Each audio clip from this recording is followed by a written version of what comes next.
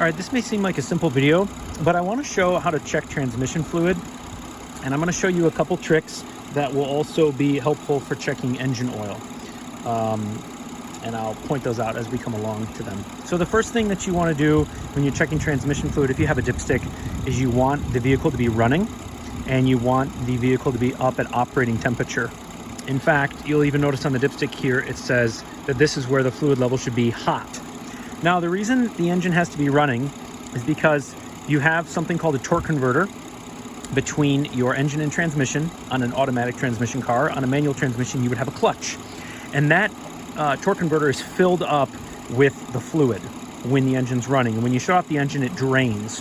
And so the level in the transmission pan is vastly different with the engine running or not running. So that's the first thing. Now, one thing you want to do is start with a really clean dipstick, and I'll show you why in a moment. And I like to really get it like dry and clean. And then with the engine running and the vehicle at operating temperature, you put it in and you take it out. I don't like to let it sit down there for a long time because more fluid will splash all over the dipstick and skew, at least to your eye, where the level is. And I also don't like to jerk it super fast in and out just because for the same reason, the splashing. Now, if you've recently added fluid, you need to wait for it to seep down the tube because it'll be on the tube and you'll kind of get it all over. It can cause some false readings. So we'll put it in, take it out.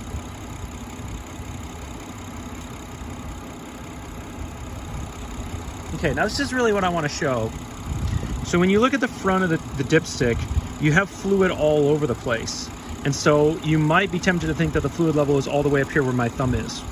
But the fluid level isn't really all the way up there. There's splashing that's gone on, and there's fluid in the tube that gets on the dipstick.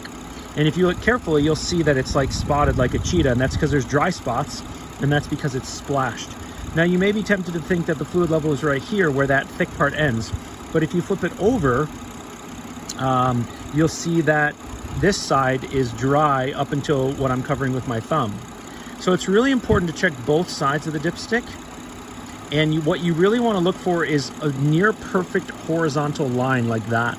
And that's where your actual fluid level is. That's why I like to have the dipstick really clean, almost dry.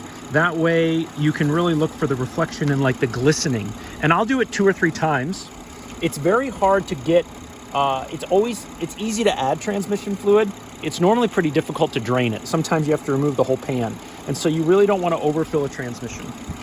So I'll do it again.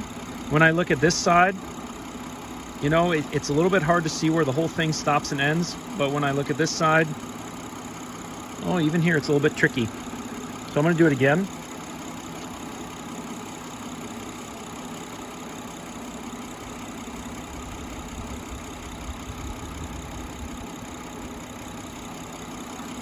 You also want to keep the dipstick up and down like this. Don't flip it over as you bring it up because then the fluid level can, yeah. So you can see basically, it's basically until right there. You'll see there's a little dry spot in between the upper and the lower here. So you just got to do this a couple times and slowly add fluid. Don't overfill it.